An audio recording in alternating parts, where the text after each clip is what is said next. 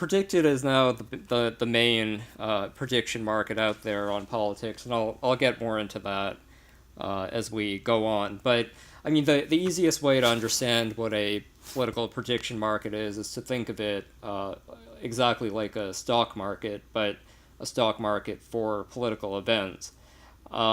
So, basically, you'll have a dynamic market where people will buy and sell shares of the likelihood of a certain event happening, and usually it'll be an event with a defined set of rules, a clear outcome, and a finite closing date.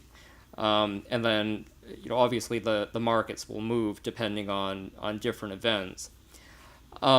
So so the question is, like, what value are political prediction markets? What do they tell us?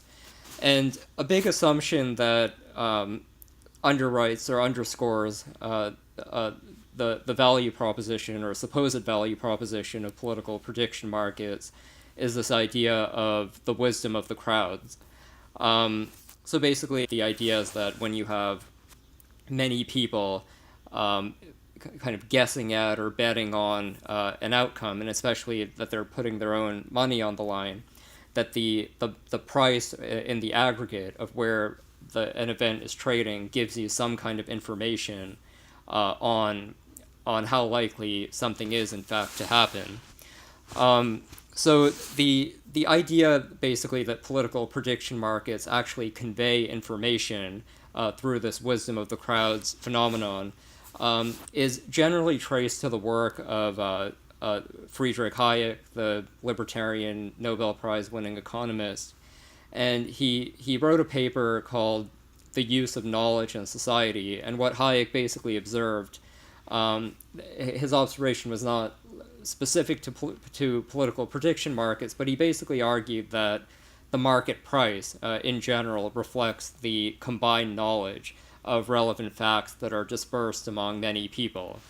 So basically the idea here is that when you have a bunch of different people who are involved in a market or engaged in a market, they all have their own information of some sort or the other, and markets are a relatively efficient way of just gathering all this knowledge, and then whatever the market price results, whether it's the price of a good or in our case the price of a share in a prediction market, that is like a source of information in and of itself that potentially tells you something. So I guess the first question would be, what do we think of this idea of the wisdom of the crowds? Do we think that crowds give us accurate information, or do they tell us something of value, or is it relatively arbitrary? And then a related question would be, should we be thinking about the price of like a good or service in the same way that we think of the percentage in a political prediction market? The source of this wisdom of the crowds theory is in questions like, how many marbles are there in a drawer or a jar? How much does like a cow weigh? Or even things like guess the temperature of something, and like these really random things where crowds just have a really like weird, uncanny way of figuring things out. So that's very much true, and I think that's what gives a lot of people confidence in this wisdom of the crowds thesis. But the consistent theme of this call, which is basically, when do we put stock in the collective price or the collective market, and then when do these markets err? I think one of the criticisms that people level against political prediction markets, and a big source of debate, is that when you do see events like the Trump-Hillary election, where the markets, like most of conventional wisdom, basically, the criticism would be that, well, on the eve of election night, the prediction markets suggested that Hillary Clinton would win. And so the question then becomes, well, a criticism of political prediction markets would basically say, look, if the wisdom of the crowds is so great, why did they basically get why the markets get it wrong, just like the conventional wisdom that they're supposedly supposed to be better than. Um, but the counter argument would be that, well, all political prediction markets can do is assign a probability, and so if they're saying that there's an 85% chance of the event happening, that means that there's a 15% chance of getting it wrong. On the one hand, I think you have to assume that the vast majority of people trading in these elections do not have that level of granular knowledge. On the other hand, some people in the markets who are trading almost certainly do, and if they're betting on the basis of that information is presumably going to be reflected in the market price. And then, like, related to that would be, the theory. Part of the question then becomes, well, how sophisticated are these people who are trading in the markets? And here, and I'll talk about this later on the call, but the question becomes, well, on the one hand, the fact that people are putting their own money on the line presumably would mean that they have more of an incentive to get it right, and they also presumably are, maybe more analytical or more evolved. On the other hand, there's certainly evidence in political prediction markets, just like everything else in politics, that one's own political bias influences their predictions and their bets. On this Trump-Hillary point specifically, into whether or not this was reasonable to foresee. One of the things that I looked at throughout the 2016 campaign, and I did a big write-up afterwards about kind of trying to figure out why I got it wrong. And there were certainly people who were predicting that Trump would win at various points of the campaign, including on election night. I think it's fair to say that the vast majority of them very clearly had a dog in the fight, and it's not obvious that their predictions were devoid of their either their professional incentives or their bias. But I think it's also I would maybe disagree that this was totally unpredictable, and I think the reason is that there were in fact independent models, contrarian predictive models that did actually point to a Trump victory. So one of them was, there are basically all these different predictive models of presidential elections, which are interesting because you can compare and contrast their outcomes to the political prediction markets. One of them, yeah. So like most of these models also on election night thought Hillary would win, but there were, for example, like one of the most famous models of presidential elections is by this professor at American University, Alan Lichtman. His model is basically the keys to the presidency, and there's a whole book about it, which actually would be an interesting book to dive into on one of these calls in the future. But basically his argument is that there are certain what he calls keys, which are basically indicators of which way a presidential election will go. So it's everything from the state of the economy to the record of the incumbent. I mean, there are all these different things. And so Lichtman's model pointed to a Trump victory. And then there was another one by this professor named Helmut Northrup, who actually I think has a perfect record on presidential elections. He also predicted that Trump would win. So so one of the open questions, and it's very much an unresolved question, is whether or not how political prediction markets perform, and two, how do they perform relative to these other kinds of predictive models that are not poll based. Okay, so so one of the value propositions of political prediction markets is that, as we've talked about, although it's very much debated how valuable the information is that prediction markets generate, I would say that the vast majority of people who have looked into political prediction markets will acknowledge that there are at least some occasions where political prediction markets convey information that is valuable, and it's valuable, one, because it in fact points to some kind of accurate probability.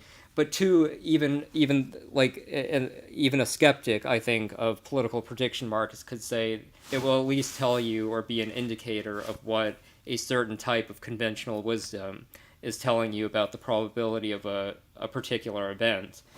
And the argument that I would make is that the part of the reason why political prediction markets are so promising is not so much because they're a perfect instrument or a perfect indicator, but because they're at least a indicator of good prediction in a mainstream society or a mainstream political paradigm in which general forecasting practices tend to be very poor. So I think the first question that I want to dive into here is, why is there so much mainstream indifference to forecasting accuracy? And one of the things that I found when I was digging into this literature and research is that this entire body of research on election forecasting, which we now has started to become mainstream, was in fact is actually a relatively new phenomenon. So it wasn't actually even until the late 1970s that a substantial body of research on election forecasting began to accumulate. And really only now, with some popular pundits like Nate Silver and others, is this body of research beginning to come to the fore. But a big part of that is because this idea of treating forecasting and prediction as an interesting or as an independent source of study is very controversial in the field of political science itself. And even today, you find political scientists largely dismissing this exercise or practice of election forecasting because, this is a quote that I found, that they consider election forecasting to be, quote, beyond the bounds of the scientific study of elections and voting. And the argument basically is that science explains, prediction is not explanation. So I wanted to, one of the questions that I wanted to throw out there is, how do you think that,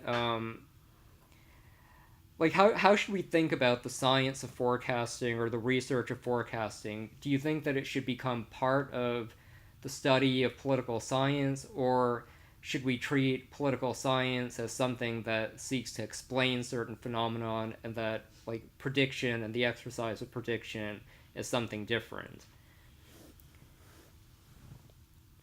Or put it another way, should we expect political scientists or historians or others to be good forecasters, or should we consider the study of history or the study of politics to be something distinct from forecasting and not hold to account political scientists or historians, hold them to account for their prediction record? I think probably the best, the way that I would articulate the best counter argument would be is that, if you're a political scientist and you're going through, or if you think about what the training of a political scientist involves, the premium basically is on breaking new ground in your field or conducting innovative studies, which basically has a high premium on good research skills, the ability to publish in journals, the ability to write well, etc.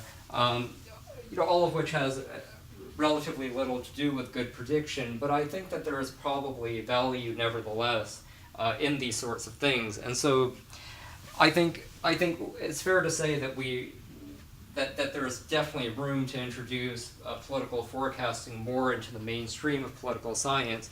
But I would say that as much of an evangelist as I am for good prediction or forecasting, the counter-argument or the risk would be that basically we would turn political science or history or some of these other fields to these highly kind of mathematical or gamblers or people who are good at prediction, who wouldn't necessarily be able to do the descriptive work or the research that goes into good political science. But I think that's one of the dilemmas here that at least explains why there's why forecasting accuracy and prediction remains even today somewhat of a not taboo, but sort of a fringe or esoteric line of study. Um, but I think that so one of the things that I found as I was digging into this is basically that one of the consequences of the fact that forecasting accuracy or prediction is not really part and parcel of the social sciences and the political science field is that this has really left this terrain open to people who to opine, I guess, on the utility of predictive insights. So and so you tend to have, if you look in the mainstream political climate, on the one hand, you see everything from wild optimism about prediction to like total pessimism. So um, there's a professor at Wharton named Scott Armstrong, and he, in an academic paper, he said that he described this phenomenon as the quote seersucker theory, and I'm quoting here, but he basically says, no matter how much evidence exists that seers do not exist, suckers will pay for the existence of seers. So what he's basically saying is that um, because there's no like standard practice or accepted kind of notion about how much prediction is possible or how to do it, um, there are people out there who crave some kind of certainty, nevertheless, and are willing to pay for it. Um, another example of this in the book, which some of you might have read, Breakout Nations, the author, who's a economic analyst, global economic analyst, Ruchir Sharma, he kind of sarcastically says that the new rule of forecasting in his field is basically to forecast so far into the future that no one will know you got it wrong.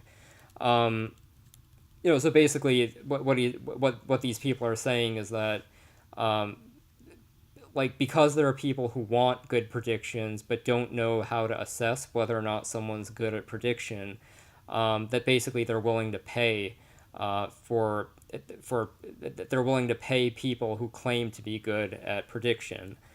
Um, so one of the examples that Sharma gives is in the realm of economic prediction, and he basically says that the average length of time that U.S. investors hold stocks has fallen from 16 years in the mid 1960s to today just a matter of months. And yet, even though most investors are holding stocks and trading in the stock market on a basis of a few months, if you look at the most influential, many of the most influential public intellectuals, they make these very, very long-term forecasts or predictions on a long time horizon that like give them the veneer of being good forecasters, but their forecasts aren't actually adding all that much practical value. And then at the other end of the spectrum, you continue to see in the mainstream literature people who kind of expound and say that, well, prediction is totally futile. It's not something that can be done properly. So, like in The Economist in 2007, for example, there was a piece, The Future of Futurology, and what they basically said, when the best scientists in the field say openly that they can only guess at the long-term effects, how can a futurologist do better? So this is kind of the lay of the land. Um, another uh, so let me I guess stop there. Does this sort of sound right that the reason people have sort of either wild optimism or undue pessimism about prediction is it is it a matter of ignorance on like best practices in forecasting or good prediction, or is it something else? Like, in other words, if people knew more about prediction markets or this literature on prediction, would they have a different view, or is there something else going on, and why you see these phenomenon happening in the realm of prediction? I want to dive into the issue of the volume and whether or not a higher volume or a certain type of volume matters for whether or not prediction markets are getting into the value proposition that prediction markets have.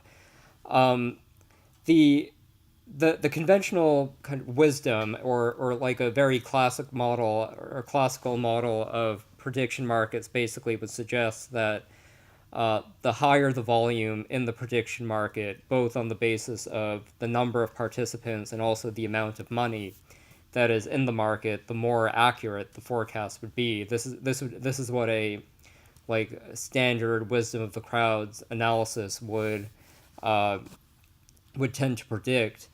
Um, I I haven't the academic literature on this question is a little bit mixed. I can talk a little bit about my own anecdotal sense of this question, and I'll once I go through this. But I found in looking at PredictIt on the volume question that basically there are four big factors that influence the number of traders, or I guess the amount of volume in a market.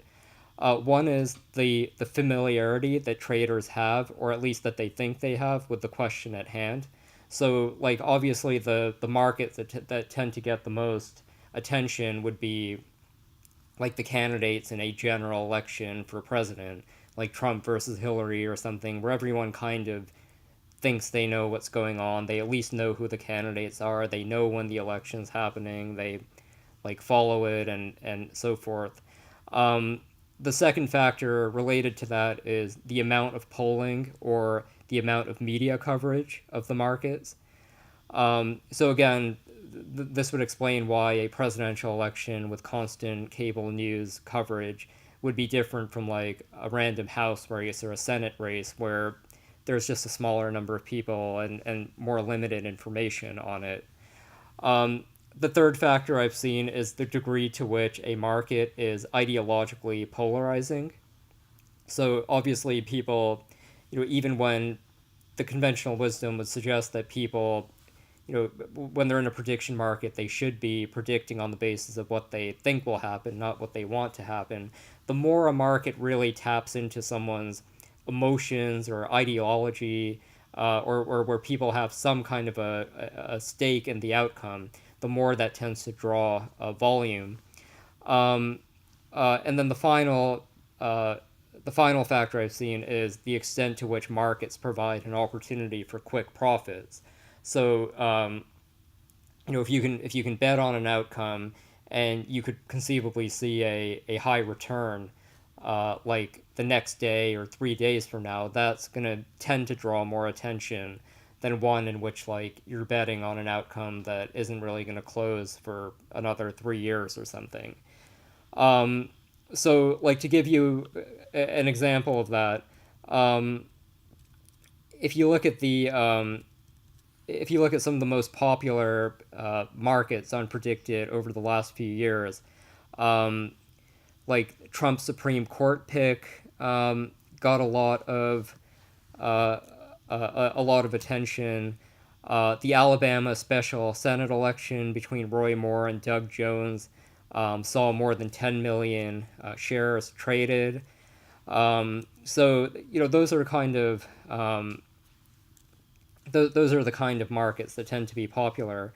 In 2015, the CEO of PredictIt, John Aristotle, said that PredictIt had observed a correlation between greater liquidity across the marketplace and increasing forecasting accuracy. So this is kind of what conventional wisdom or classical theory would suggest, that more liquidity means more forecasting accuracy.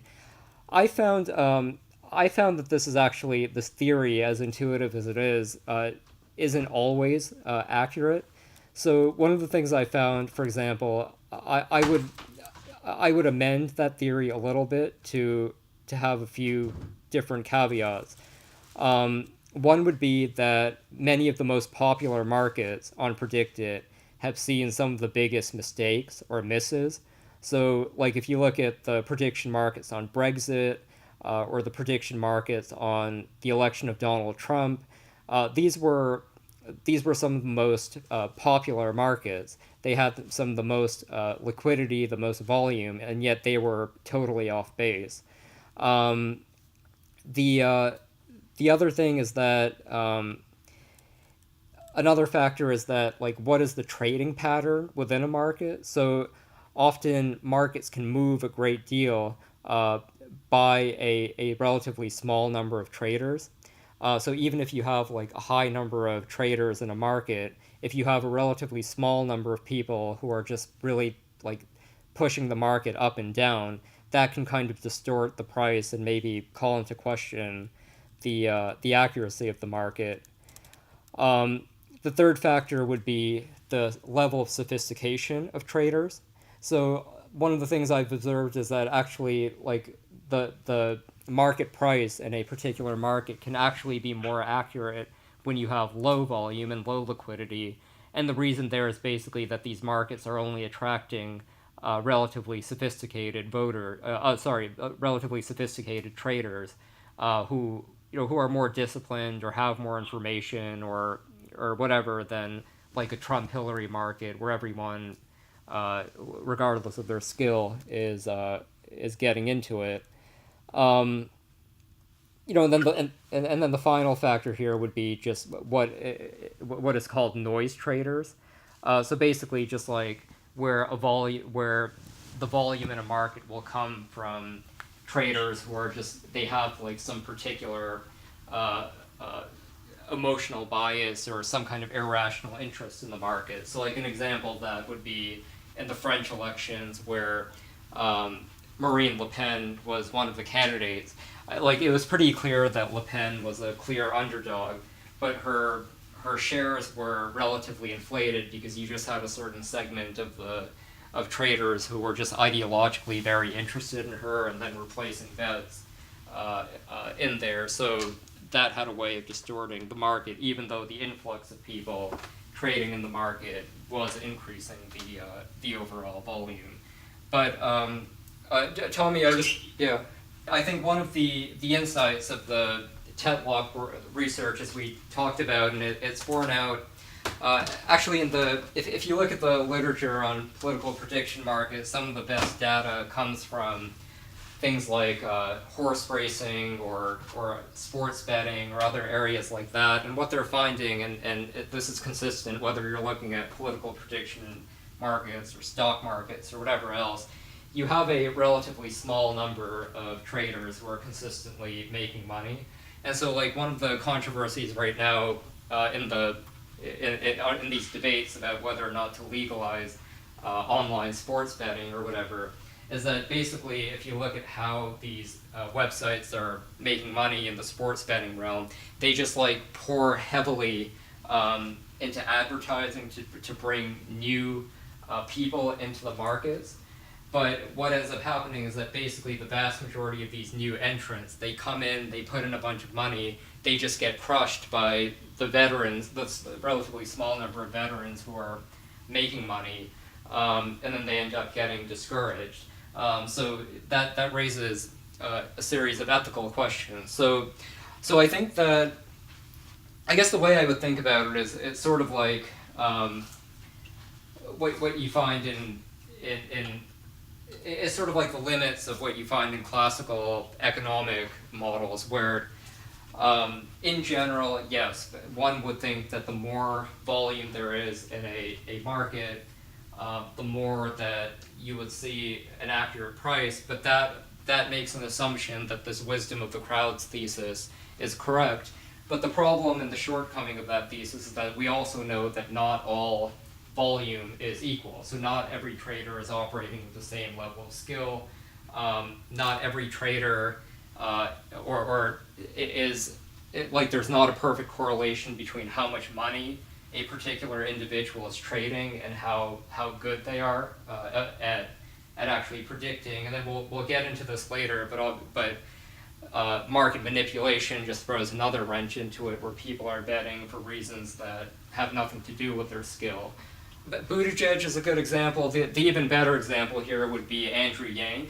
I mean, I have to check, but I think at one point he was trading at like a 12% chance of getting the nomination. Right. So I mean, here you have a surge of people, a volume coming in to predict it in order to put money on Yang and Buttigieg winning. I mean, that volume is far from producing a more accurate picture of what's going to happen. It's precisely the opposite. I mean, basically, this is just a distortion caused by partisan traders who have an emotional or whatever bias toward these candidates. And so I mean, if you look at the demographic of people who are interested in Yang, it's basically young, like kind of rational gambler types who like him. Or in the case of Buttigieg, obviously he has a more upper class, younger, whiter base, which is again precisely the kind of people who are more likely to be engaging in a political prediction market. So yeah, I mean that's actually like a very good example of this classical theory not accounting for reality. So I mean this point is like a very classic debate in the prediction market realm. So one theory would be the view that you're more likely to get an efficient market or an accurate market by removing all limits on the amount of money that people can put in. And the idea here would basically be that the more you get these kind of distortions, the more opportunity you have for rational bettors to come in and put a bunch of money in and correct the market. But there's another school of thinking, which is basically that actually, in order to get a more accurate market, you actually want to put some kind of a cap on the amount of money that can go in, and the thinking there is basically that if you put no cap or like not a significant cap on the amount of money you can put in, that actually increases the likelihood of a market distortion, because then if you have like 20,000 traders, and 98% of whom believe one thing, but you have a 2% group of traders who are just putting in significantly more money into the market but are distorting the price, that's where the market could go wrong. So like the classic example of this was in the 2012 elections on InTrade, where they basically found that one single trade. So on InTrade there was no cap. It operated. You could put as much money as you want, and what they ended up finding was that literally one trader accounted for more than 1/3 of all bets on Romney winning, and basically what ended up happening is that this one guy created a firewall that prevented the market price from moving in response to information. And so even right up through election day, the odds of Obama winning the election never really crossed 70%. So Romney's odds of winning always remained at 30%, and only when the voting ended were these orders removed. And so what you basically found there is that in the absence of any kind of a cap, this one guy who was ready to lose, and he ended up losing a couple $1 million, this one guy was able to keep the market odds of Romney winning at 30%, even though the actual odds of him winning were probably considerably less. So there's kind of conflicting theories on whether or not a total free market, so to speak, actually ends up producing more accurate or less accurate predictions. The only reason basically that information ended up coming out well afterwards, when the people at InTrade with their private data gave it to academic researchers. So like right now, for example, if I wanted to go and buy up a bunch of no shares on Buttigieg, like I can see how many shares are available, and I can see the amount that the markets are moving in any given day, but I have absolutely no idea whether this is coming from one person or other people. Now, you can, the more there are limits on the amount any one individual can bet, the more information that gives you. But like in the case of the InTrade market, there would be no way for any trader to know that the reason Romney was trading at 30% had to do with literally one guy ready to put a few million in the market. So I mean, this is, I suppose, another dilemma of political prediction markets, where the classical or the conventional theory would suggest that it's the anonymity of the market that gives it power, because unlike the guy on cable news or whatever who has to put his reputation on the line and buck his own partisan interest or whatever in making a prediction, with the complete privacy of the market, and when you're betting your own money, intuitively one would think that this would lead to better prediction. But then the counter argument here is that this also creates opportunities for people like the Romney whale or others who are basically just distorting the market intentionally. So I mean, I guess to this question, amid all these controversies, I mean, what generally researchers have found is that prediction markets appear to function most accurately under three conditions. So number one, information is diffuse and generally available through the participant pool. So in other words, everyone kind of has the same information.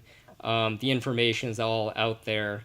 So this would be like a general presidential election where there's really, I mean, all the information is out there. The news media is covering it extensively. If you read the papers, you can generally figure out what's going on. Number two, the event being predicted is the result of an aggregation of information. So what this means is basically that the outcome is happening by like many millions of people voting on a process. So elections are, again, an obvious example. And then number three, the event's outcome can be discerned easily. So like the people who are in the market actually know when an event will happen, and they'll be able to tell how it's going to come out. So the so in terms of this question of whether or not the information from political prediction markets is useful, I guess I think it would be fair to say two things. One, that this information has been used in ways that are broadly profitable. So, like a number of hedge fund managers, for example, like Paul Tudor Jones, and others, have used insights from political prediction markets to improve their bets. Dean LeBaron, for example, prominent financier, said that the reason why he consults political prediction markets is because he wants the insights of, quote, people who know too much. So, what he's basically saying is, if you look at prediction markets and you track them closely, you basically have a way of getting the information of the people who are in the know and are willing to bet money on it. But what's equally true is that using political prediction markets and the insights from them remain very much the exception rather than the rule.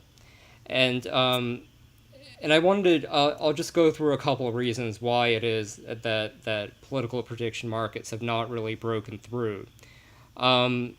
So one, as we talked about, pundits, academics, business managers, and others have training and expertise which is generally unrelated to forecasting skill.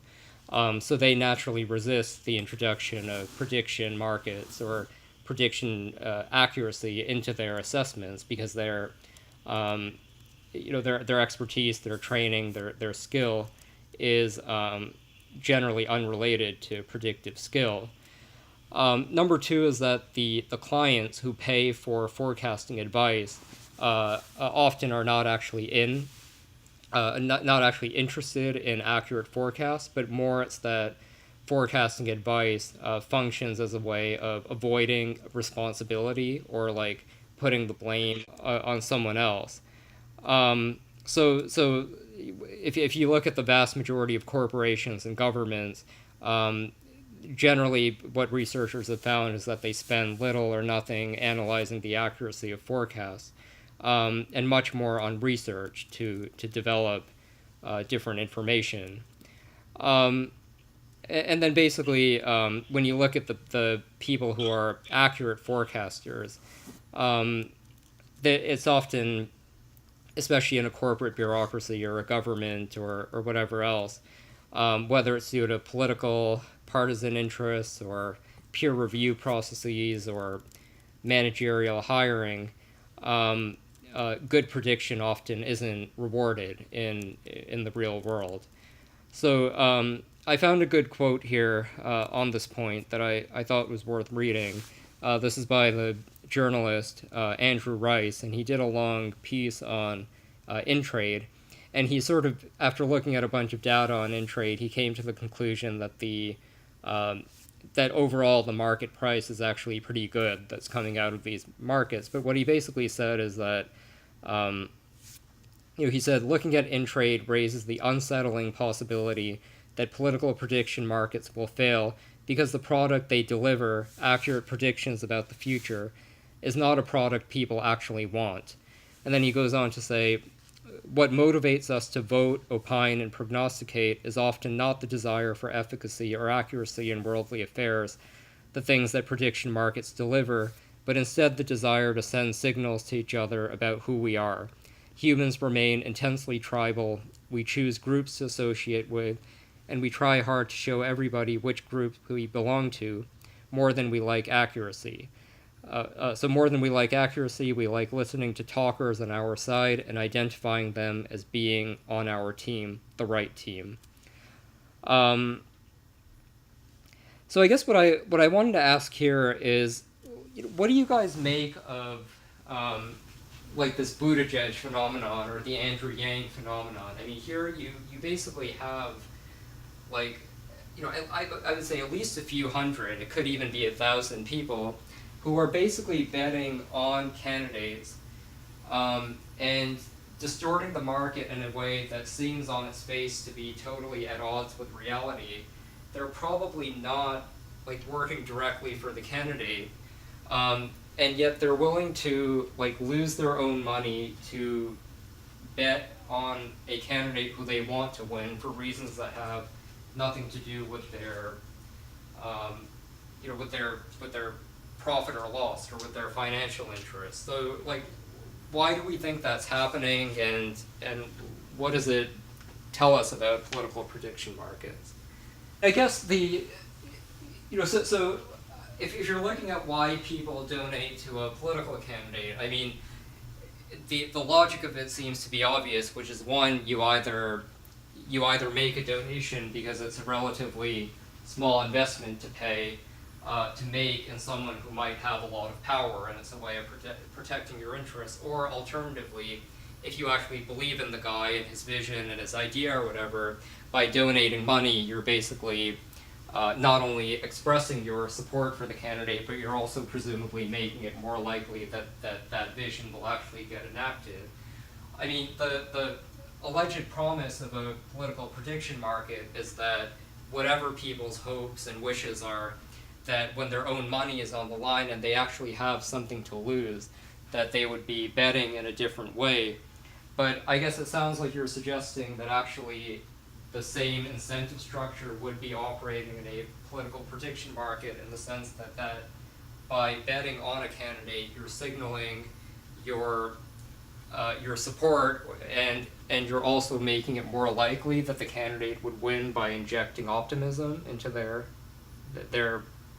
bid. On the question of the Romney trader, we've kind of assumed, and I think the people who did the study generally assumed that the Romney whale, as he's called, was probably just manipulating the market in order to make Romney's price not fall too far from a certain range. But there absolutely is the possibility that he actually was just trying to bet on a long shot.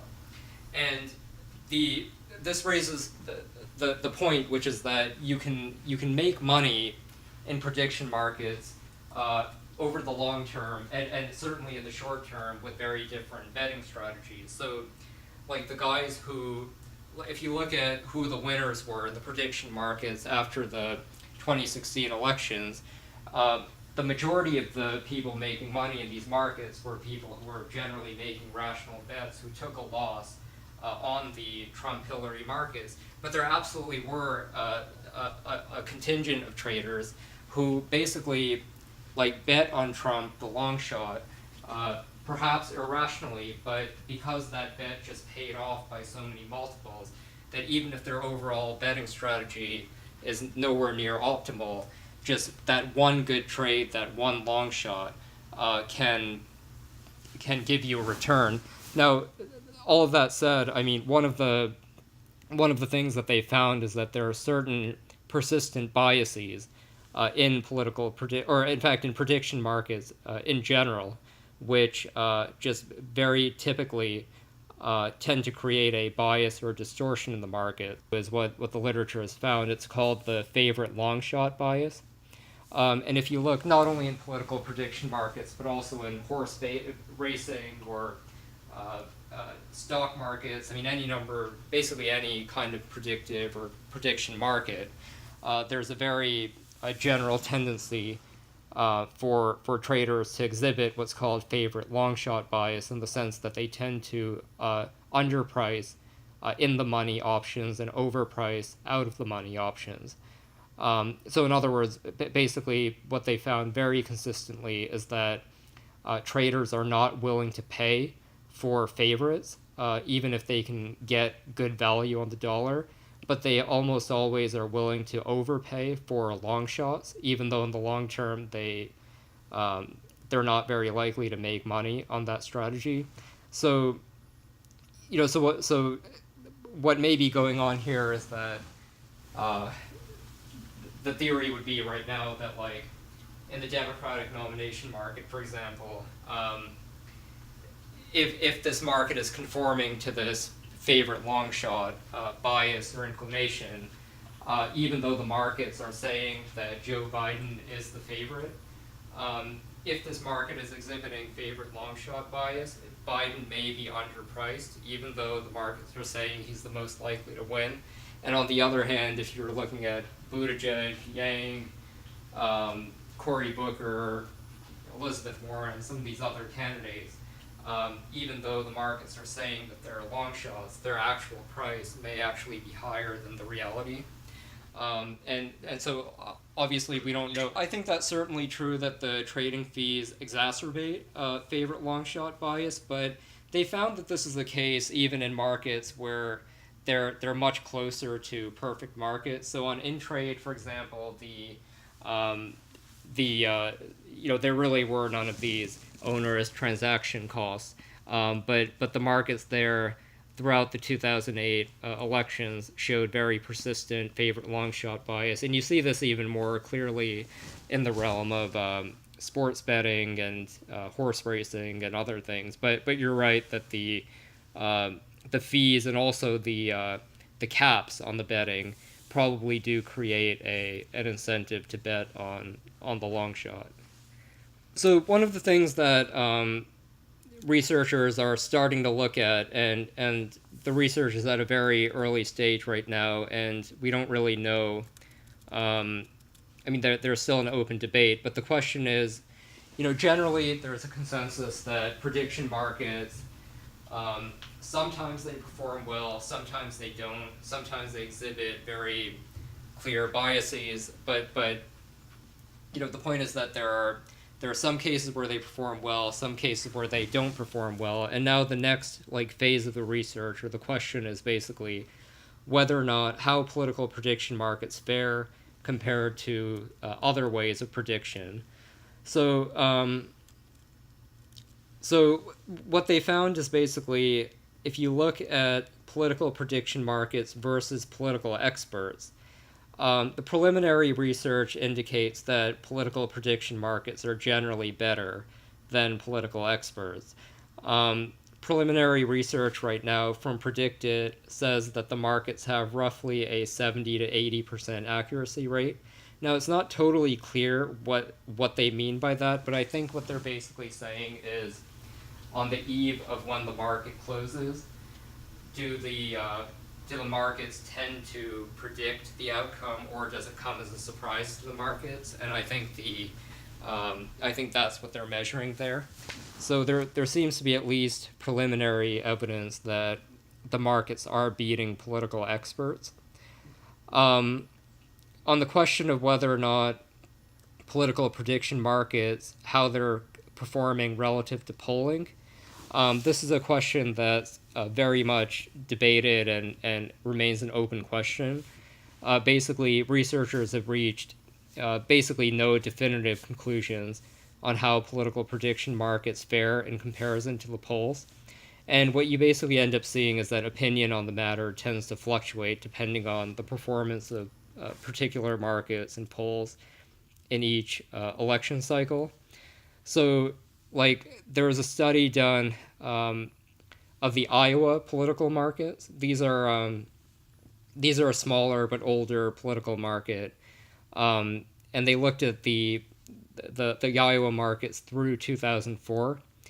And what they basically found is that until the very last days before the election, polls actually provided more accurate snapshots than the prediction markets. And the reason that polls tended to do better until election day was that the vast majority of traders tend to hold persistent beliefs about the vote division that contradict the polls.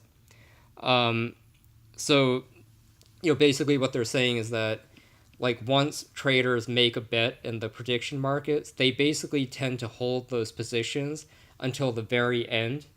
So that's why you see polling outperforming the prediction markets, but then right before the election, the markets have a way of correcting. But so that study indicated that maybe polling is a little bit more accurate. But then you had a survey in 2014 by InTrade, and they found after the 2014 elections that the overall site's prediction, so the overall market wisdom, the wisdom of the crowds, fairly consistently beat individual pollsters. In 2015, there was a more general analysis of prediction markets. And what they found is that prediction markets were, quote, at least as accurate as opinion polls, but they were much quicker to incorporate new information. So in other words, what they found is that the polling and the prediction markets were about equally accurate, but if you were following polls and you were following prediction markets, you were going to get a better picture of what was going on by following the prediction markets. Because anytime there was a breaking event or something new happened, the markets just naturally were a lot quicker to adjust to that information than polling, which is obviously a more involved process. And then since 2016, this issue of prediction markets versus polling has produced more conflicting opinions. Pundits at The Economist and the Financial Times have expressed the view that polling is more accurate than prediction markets, and they basically came to that conclusion due to the failure of prediction markets to predict the 2016 elections and also Brexit.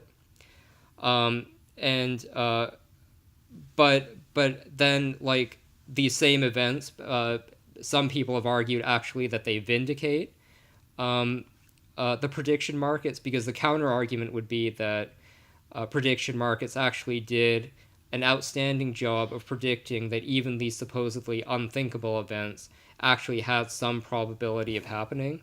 So the argument here is basically that the prediction markets were actually well calibrated and that the traders weren't fooled, but actually they were just sort of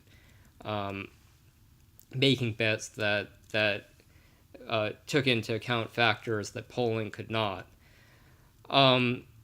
So overall, the studies sort of indicate that both political prediction markets and polls provide different types of insights. Sometimes the polls tend to be better, sometimes prediction markets tend to be better. But I'm curious, what do you guys think based on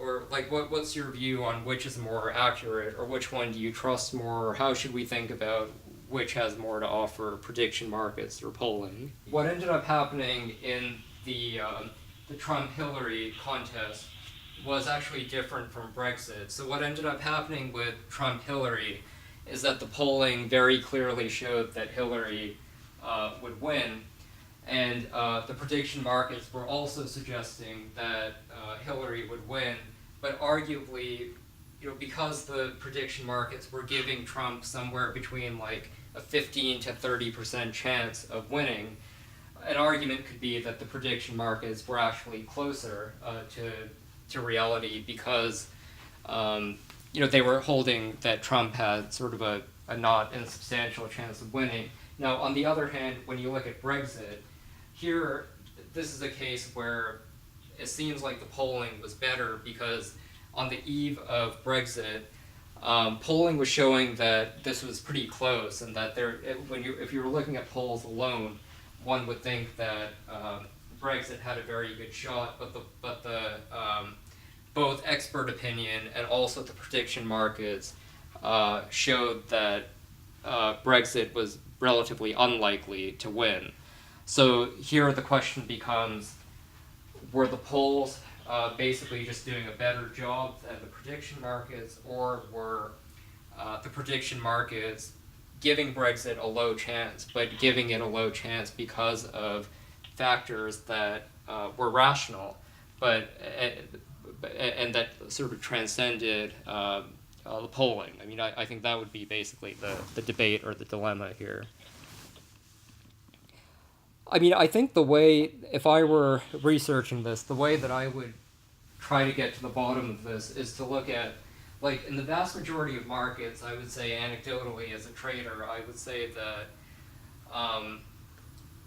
that basically the polls tend to drive what the markets are saying. So, like, a poll will come out and the markets will immediately react to that.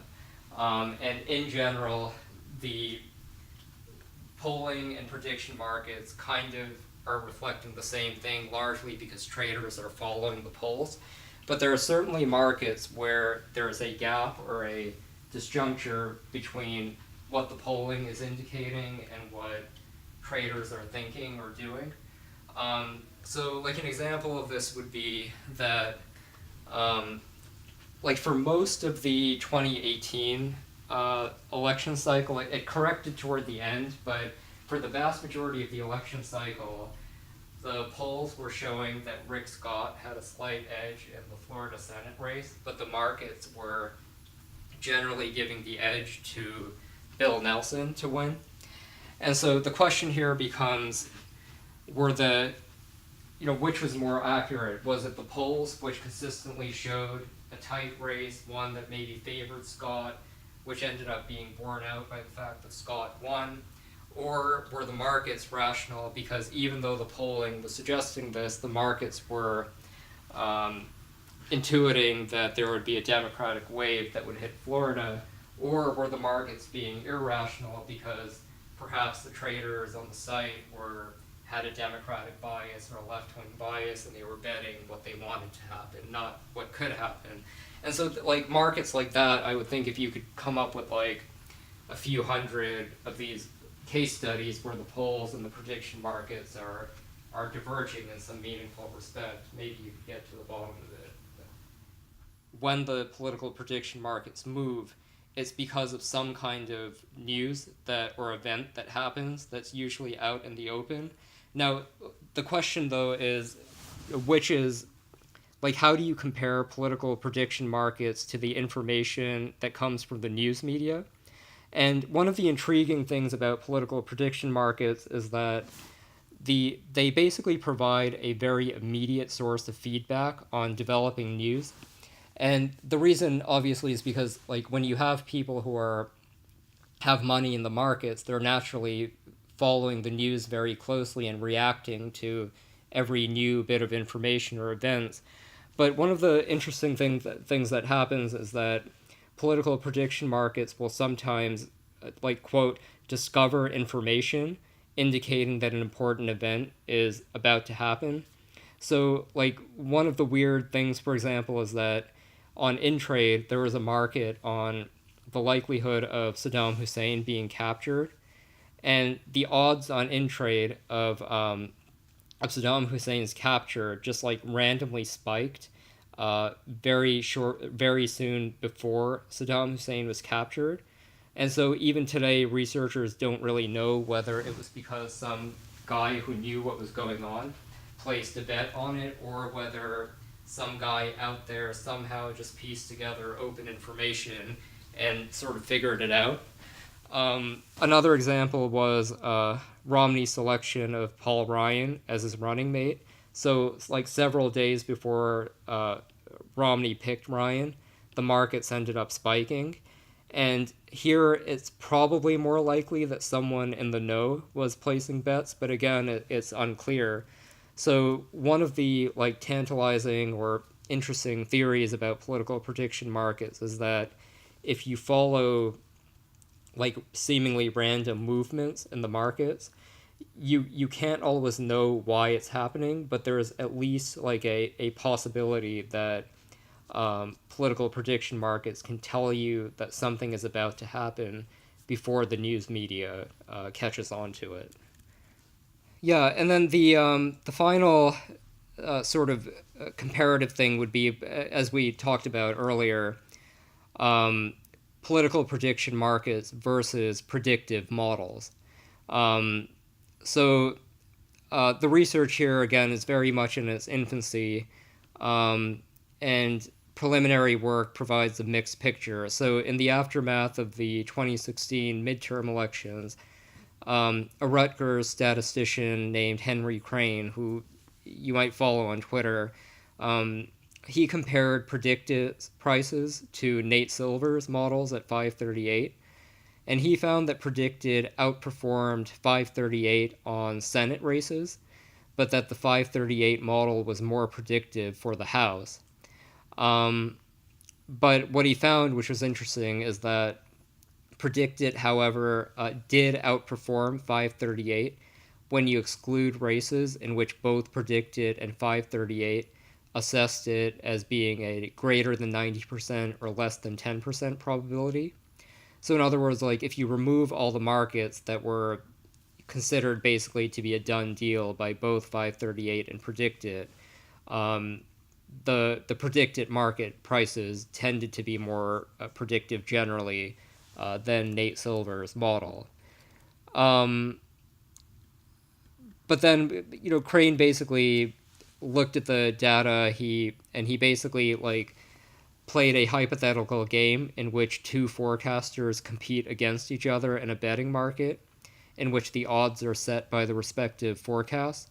And Crane basically found that when you account for transaction fees, neither really offered a significant profit over the other. So like if you were placing bets basically in line with the prediction markets, or you were placing bets solely on what 538 was saying, there was basically there was basically no edge that you would get.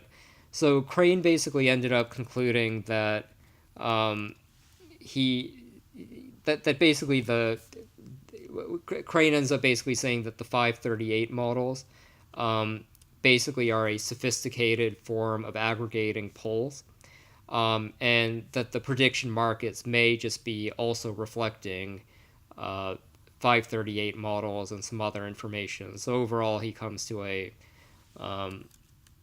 he doesn't have a definitive answer.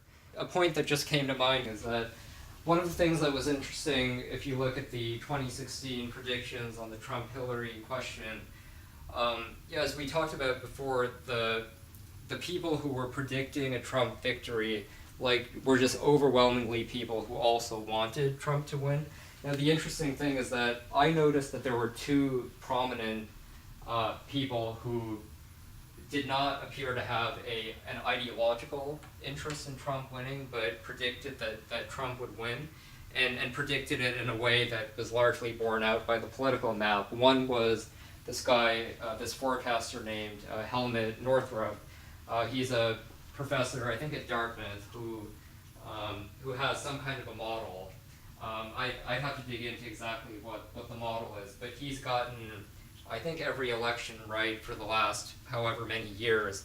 And he ended up getting Trump right. And then the other guy, oddly enough, was Michael Moore. And he basically predicted, almost to a T. He said, look, the polls in Michigan and Wisconsin, he said, I know these people, they're not telling the pollster, like the polls aren't reflecting it. He predicted Trump would win. Now, the interesting thing is that both Northrop and Michael Moore, at the same time that they predicted that Trump would win, they also, almost at the same time, like right after Trump won, predicted that Trump would get impeached. And obviously, we don't know for sure, but it's starting to look like that's probably not going to be the case. So this may just like Northrop and Moore, maybe for different reasons, were detecting something or were picking up something, or they had some kind of a conceptual model that allowed them to get this one right, which is also like a thought process or a model that led them to a similar conclusion on the impeachment question, which may turn out to be wrong.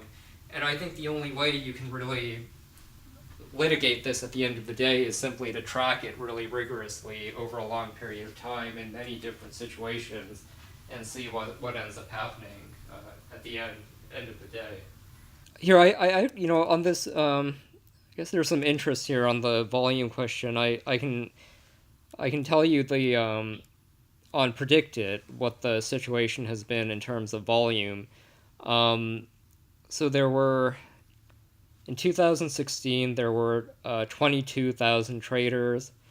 That jumped to 80,000 as of March 2018, with the increase coming almost entirely due to an increase in interest in the 2016 election cycle. So during the 2016 elections, you had about 17,000 traders joining per month. In early 2015, PredictIt had about 2 million total shares traded. By 2016, the Michigan primaries alone were generating about 2 million trades. 2017, more than 300 million shares were traded. In terms of the amount of money, PredictIt actually isn't allowed to say how much money is on the site, but a researcher at Brookings estimated that in the 2016 cycle, in the presidential election markets, there were probably about $1 million in bets that were placed. Which sounds like it's a lot, but it actually kind of isn't, because I mean, the clearest evidence that that's small is that if you look at, and I know this definitively, that if you look at like why during the Republican primaries during 2016, if you look at why Jeb Bush shares were trading as high as they were, it was almost entirely due to market manipulation from people within the Jeb campaign. And basically what they realized was that, I think Politico, or one of these publications, they wrote a story about how Jeb was no longer the front runner, and they cited as evidence the fact that the prediction markets for the first time had given Rubio more of a higher odds than Jeb. And so they basically made a calculation that they were just going to pour money into making sure that Jeb was trading higher than Rubio, even if it meant that they would lose. And because there was just so little money in the markets, they were Jeb Bush campaign people. I don't think that Jeb himself told them to do it, but these were people actually on the campaign. And they did it basically as part of a media strategy. So like they would basically place a bet, get Jeb higher, and then they would like alert a reporter of what was happening in the markets. The interesting thing here on the volume issue, though, is so during the 2016 elections, there were, in addition to PredictIt, the Iowa electronic markets were also functioning, and the Iowa electronic markets only have about 1,000 active investors, and on their site during the 2016 elections, compared to $1 million in bets on PredictIt, you only had on the Iowa markets 92,000 total. And unlike the 850 limit on PredictIt, the Iowa markets have a $500 limit.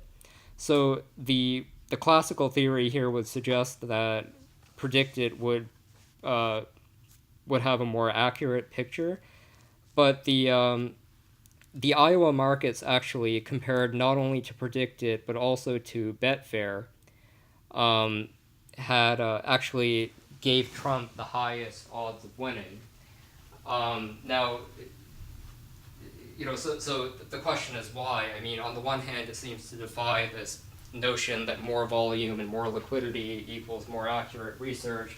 But what I suspect is that probably what it comes down to is that the traders in the Iowa markets were probably just coming from a demographic that was more likely to support Trump. So maybe they just came closer, but for what that's worth. To give you some perspective on what $1 million means, so Betfair, which is the British online prediction market, there the markets are pretty much totally unregulated. So there are no caps on the number of traders, no limits on the amount of money. The only distortion really on Betfair is the fact that Americans are not allowed to bet on it. So maybe the markets would be a little bit different if you had tons of American money and traders coming in, as opposed to the predominantly European people who are trading. But in 2016, Betfair had about $277 million traded on the elections, and their estimate of Trump versus Hillary wasn't substantially different from PredictIt. I guess we're short on time. I'll conclude here by just talking about the regulatory picture. So right now, PredictIt is pretty much the only game in town, and the only reason they're permitted is because they struck a deal with the CFTC to be a quote-unquote research operation, an academic research thing, and as part of the deal that they struck with CFTC, they have to limit the total number of traders, and also there's a $850 cap in the markets. Right now, it seems like CFTC opinion is mixed on PredictIt, but they're laying off for now. And so PredictIt has basically kind of grown quietly but steadily, and has not really run afoul of any illegalities. It's possible now that that sports betting is permitted in the States, that might generate momentum behind a more liberal regime on political prediction markets, but at least so far it hasn't really happened. And also, one more regulatory thing on insider trading laws are different apparently in political prediction markets. So unlike in the stock market, the extent to which regulations on political intelligence apply to PredictIt are ambiguous. The only really clear statute is on insider trading as it relates to political prediction markets is the Stock Act, which prohibits members of Congress or congressional staff from trading on material non-public information, but it's almost certainly happening. I don't know of any case where it's actually been enforced. But so, I mean, that's basically kind of the regulatory picture here.